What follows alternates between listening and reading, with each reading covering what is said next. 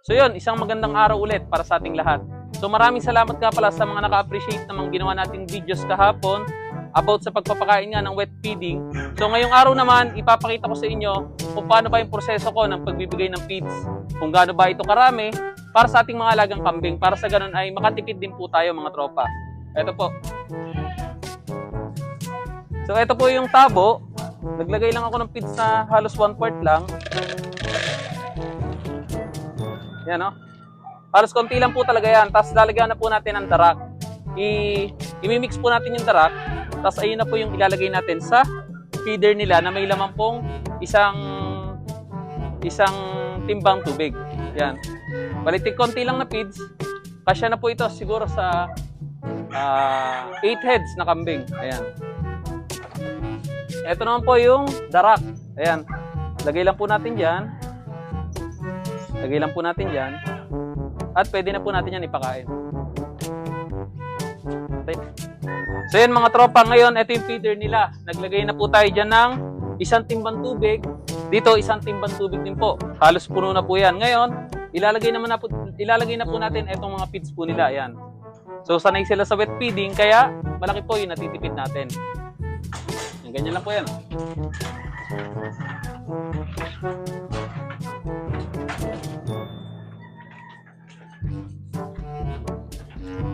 Yan, so mamaya, halos wala po diyang natitira. Inuubos po talaga nila, kaya busog na busog agad yung mga alaga natin.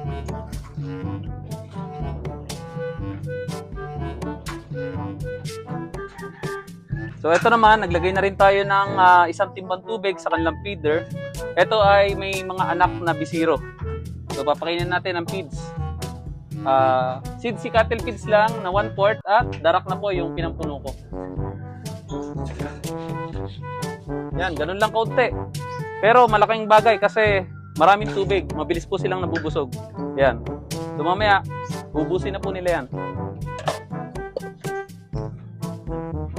Ito nga pala mga tropa, binibigay ko sa oras na 6 to 7 a.m. ng umaga. Minsan tuwing hapon, nagpapakain din ako. Depende po yan pag makakonti lang po yung kumpay natin na nakuha.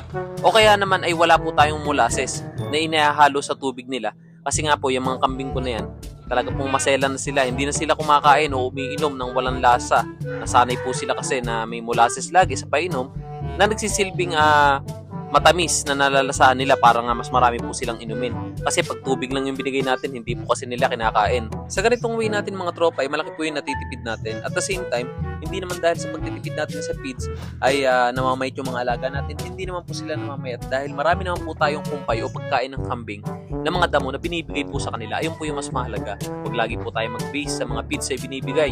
Dahil mas maganda po na mas marami po tayong mga kumpay, legumes, kagaya nga mga ng ipil-ipil o kaya mga damo, at iba't iba po pong legumes gaya ng mga indigofera, madre de agua, madre de cacao at iba't iba pa po na mga damo na pwede nating ibigay.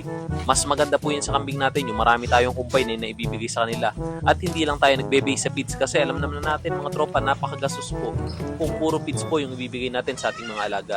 Kung napansin nyo mga tropa, maraming kumpay itong nilalagay ko sa aking mga alagang kambing. At pag napakain ko po sila ng feeds na 6 to 7 a.m., after po nun, ilang minuto lang na pahinga ay, ayan naman, damo naman, ipil-ipil, ang kanila pong kinakain at ang ulit na po niyan ay sa hapon na. At sa mga interested nga palang bumili sa atin ng kambing mga tropa, meron tayong mga available dito ng mga full blood bovers. Murang halaga lang mga tropa pero quality at syempre may mga upgraded tayo dito na inahin. Yan, kitang-kita nyo naman, malalaking inahin po yan. Binebenta lang natin ng 12,000 isa. At meron pa tayong available na isang 10,000 na upgraded doe. Kung interesado kayo, pwede kayo mag-direct visit dito sa ating lugar, Barangay Dayap na Subo, Batangas. O kaya naman kung malayo kayo, pwede nating ipa-deliver nationwide, Luzon, Visayas, Mindanao.